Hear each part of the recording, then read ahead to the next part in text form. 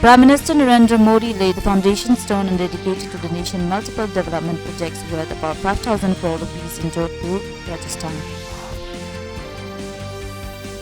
Raksha Mantri Rajnath Singh launched the Navy's updated indigenous program Swavalamban 2.0 in New Delhi yesterday.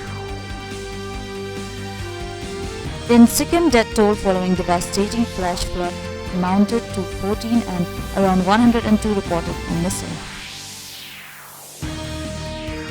The Madhya Pradesh government issued a notification for providing 35% reservation for women in recruitment, barring the Forest Department.